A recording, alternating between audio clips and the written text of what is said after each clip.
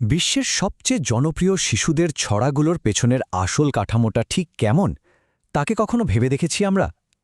আজকের এই বিশ্লেষণে আমরা শিশুদের ডিজিটাল কন্টেন্টের চমৎকার একটি বহুভাষিক ডেটাসেট নিয়ে আলোচনা করব আর দেখব কিভাবে এই ছড়াগুলো সারা বিশ্বের শিশুদের মনোযোগ একেবারে জাদুর মতো আটকে রাখে। একটু গভীরভাবে খেয়াল করলেই স্পষ্ট হয়ে যায় কিভাবে শৈশবের সর্বজনীন থিমগুলো ভাষার গণ্ডি খুব সহজেই পেরিয়ে যায়।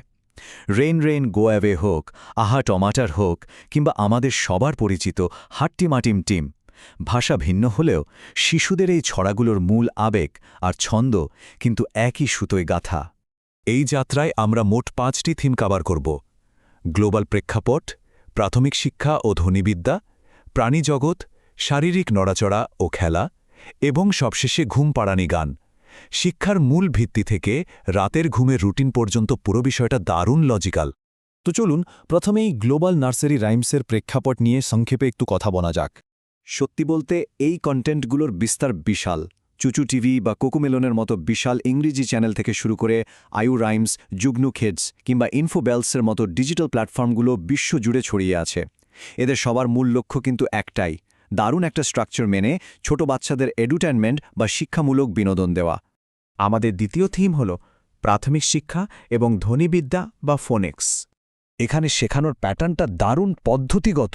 অক্ষর, রং আর সংখ্যার ধারণা দেওয়ার জন্য কি সুন্দর একটা ক্লাসিফিকেশন কাজ করে। এ ফর অ্যাপল থেকে শুরু করে লাল বড় বল, এই যে বারবার শোনা এবং পরিচিত জিনিসের সাথে মিলিয়ে ফেলা, এটাই কিন্তু শিশুদের মস্তিষ্ক গঠনের সবচেয়ে বড় ভূমিকা রাখে। একটা দারুণ উদাহরণ দেওয়া যাক। আলু কাচালুর নাম তো আমরা সবাই শুনেছি, তাই না? ইংরেজিতে যেমন অ্যাপল বা ব্যাট শেখানো হয়, আমাদের এই অঞ্চলে আলু কাচালু ঠিক তেমনই একটা দারুণ কালচারাল আইকন।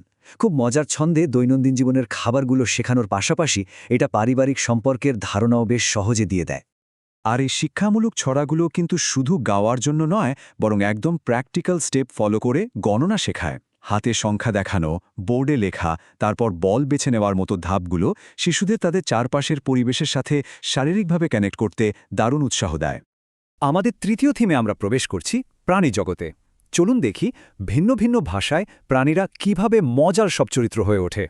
সরাসরি তুলনা করলে বিষয়টা বেশ ইন্টারেস্টিং লাগে।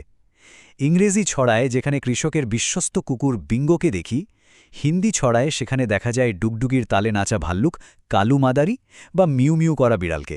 একদম নিজেদের কালচারের সাথে মানানসই সব চরিত্র। আর বাস্তবতার সাথে কল্পনার মিশ্রণটা তো আরও চমকপ্রদ। হিন্দিতে যেখানে একদম বাস্তব মাছেলি বা জলের রানী মাছের কথা বলা হচ্ছে, বাংলার সেখানে আমরা পাচ্ছি মাঠে ডিম পাড়া দুটো শিংওয়ালা একেবারেই কাল্পনিক পাখি হাট্টিমা টিমটিম। এই ধরনের ইম্যাজিনেশন শিশুদের সৃজনশীলতা বাড়াতে জাদুকরী কাজ করে। তবে প্রাণীদের দিয়ে শুধু নামই চেনানো হয় না, বরং মজার ছলে নৈতিক শিক্ষাও দেওয়া হয়। বাবা ব্ল্যাক শিপে যেমন শেয়ার করার ভ্যালু শেখানো হয়, তেমনি নানিতেরই মরিনিতে চুরির হাস্যকর পরিণতি দেখানো হয়। শিক্ষণীয় বিষয়গুলো এখানে একেবারে গল্পের মতো গেঁথে দেওয়া। এবার আসা যাক 4 নম্বর থিমে, কাজ, নড়াচড়া এবং খেলা। ছড়ার ছন্দ কিভাবে শিশুদের ফিজিক্যাল অ্যাক্টিভিটির দিকে নিয়ে যায় সেটা এখানে খুব স্পষ্ট। উদাহরণ হিসেবে classic wheels on the bus ছড়াটার কথা ভাবুন।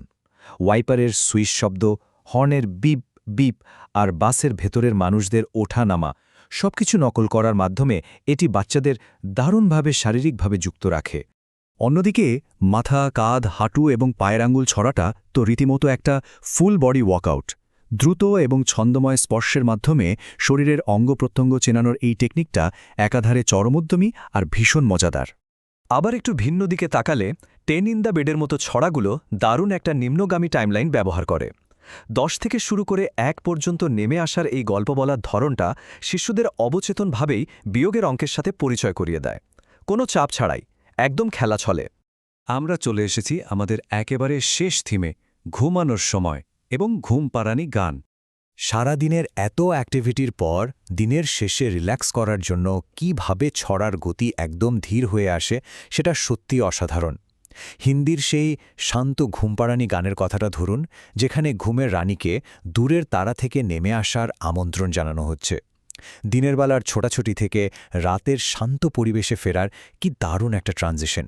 আর বাঙালি সংস্কৃতিতে তো ঘুমপাড়ানি গান মানে শুধু গান নয়, বরং পুরো একটা শান্ত পরিবেশ, ঘুমন্ত পাড়া, ফসল খাওয়া বুলবুলি পাখি আর সবার পরিচিত চাঁদমামার কপালে টিপ দেওয়ার সেই গল্প, সব মিলিয়ে শিশুদের মনে নিরাপত্তা আর প্রশান্তির এক গভীর অনুভূতি তৈরি করে এই লড়িগুলো। তাহলে পুরো আলোচনা থেকে মূল কথাটা কি দাঁড়াচ্ছে? এই যে সর্বজনীন বহুভাষিক ছন্দগুলো, এগুলো আসলে সারা বিশ্বজুড়ে শিশুদের প্রারম্ভিক বিকাশের তারগুলো একসাথে গেঁথে দিচ্ছে। ভাষা ভিন্ন হতে পারে, কিন্তু শেখার আর বেড়ে ওঠার এই ছন্দবদ্ধ পদ্ধতিটা একদম গ্লোবাল। পরবর্তী প্রজন্মের মস্তিষ্ক গঠনের এই জাদুকরী ছন্দগুলো নিয়ে আমাদের ভাবনা আসলে কতটা গভীর, এই প্রশ্নটা আজ সবার জন্য রেখেই আমাদের এই পর্বের আলোচনা এখানেই শেষ করছি।